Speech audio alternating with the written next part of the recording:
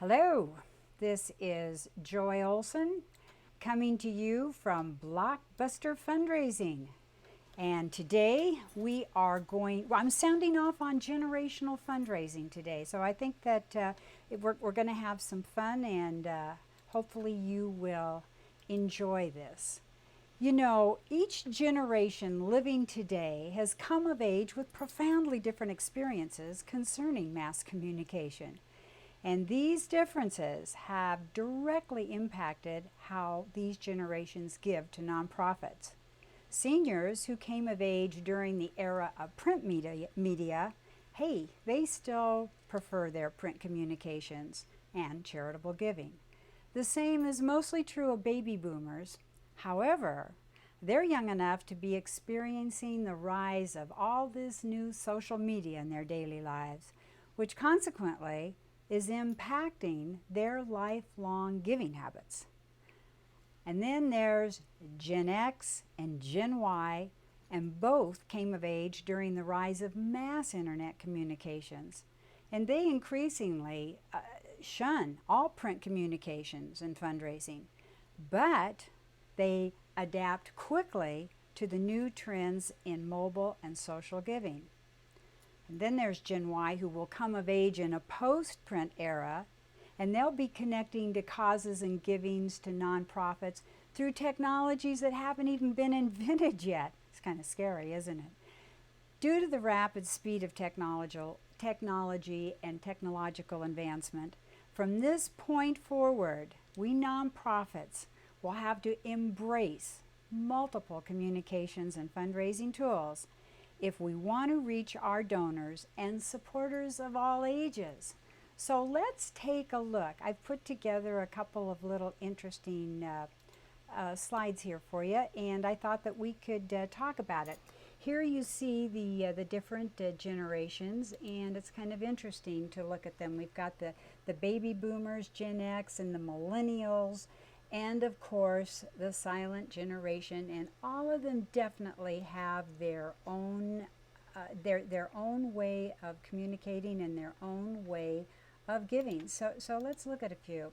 Let's look at the millennials, and here they are, ages 18, starting ages, and they take action for causes that they like, and they're active on the phone and text. And guess what? They check their website, your website, before giving a gift. And you know, the interesting thing too about millennials and Gen Xers, they make up 2/3 of the workforce today. Well, let's look at Gen Xers a little more closely. And there they are. And they're most likely to fundraise for a cause. And that's really pretty cool. They'll get out there, and if they care about it, they're going to try to do something about it. And this is something nice about Gen Xers too, because they check their email regularly and they use social media, but they prefer text messages. And I think that's been hard for a lot of us grandparents to get used to, is that it's all about texting. Don't call and leave a phone message and expect to ever hear from a Gen Xer or a millennial, because they just don't communicate that way. So you got to get out that text. And the Gen Xers volunteer more and more often than any other generations. So, you know, they're really pretty much worth their weight in gold. Let's look at the baby boomers. This is really interesting, because baby boomers spend many hours a week online, and they definitely are they're definitely answering their phone calls and their emails. And this makes it really nice when you want to talk to your donors, and your baby boomers answers the phone and you can have a nice conversation with them.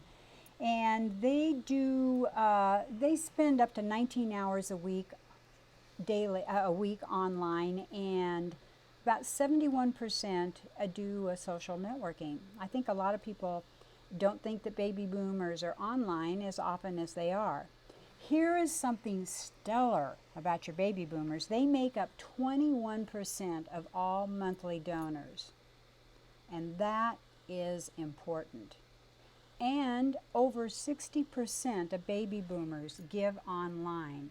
And I think that that's something that we development directors really need to think about, because I've been in a lot of meetings where everybody says, oh, the baby boomers, they're not online so much. Well, they are.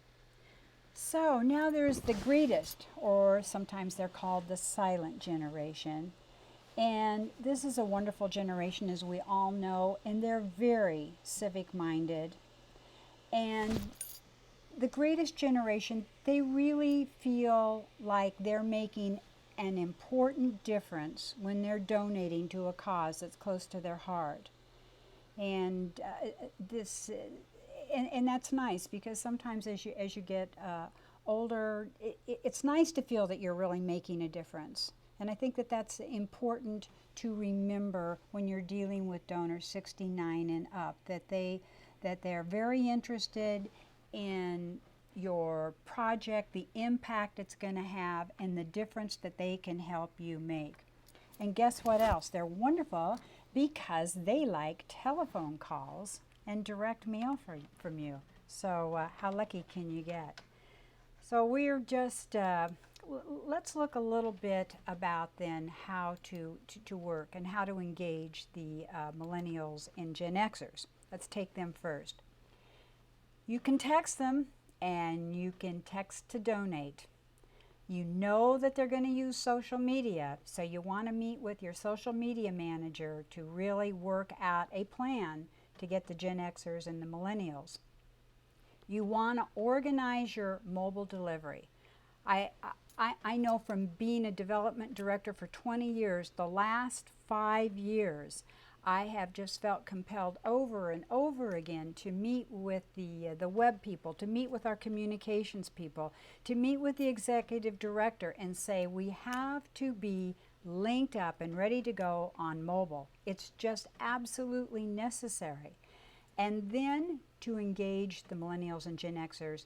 They love compelling stories, and they love it on video. So get those videos ready. And then crowdfunding. Of course, it's a brand new on the scene and doing very well, and they love the crowdfunding and really participate. Well, let's talk about engaging baby boomers and the greatest generation. And they like your email marketing, and we like email marketing too, don't we? Because we know what a great difference it makes and what great returns it gets for us. Direct mail, that's perfect.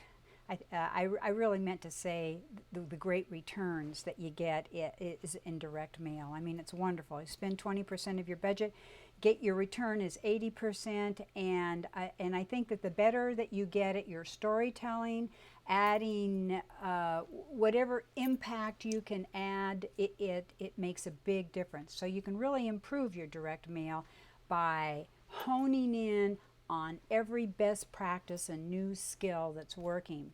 And same goes with email. And email I like really well too, because you can add a compelling video, and that's really cool. And so that's great. Personal phone calls, boy oh boy, that is top of the line. And remember that those baby boomers and greatest generation folks are your monthly, they're your big monthly donors, and so you definitely want to stay in touch with them. And I think that they really enjoy personal visits. And take them out to lunch and get to know them and have fun. So that's kind of fun, isn't it, to touch on the different generations and what might work to reach out and build an even nicer relationship with all those fine people in your database. And now's the time to do it. You have a few moments here in the summertime to make a difference. So make each and every hour count. And hopefully you've gleaned some information today here from Blockbuster Fundraising. We love to discuss what's new in fundraising. We love to discuss basics of fundraising and best practices, and most of all, we love it when you get very best results with your fundraising. So check us out, blockbusterfundraising.com. And on Facebook, we have a good time. And thank you very, very much for having been here with us today. We appreciate it. Bye-bye.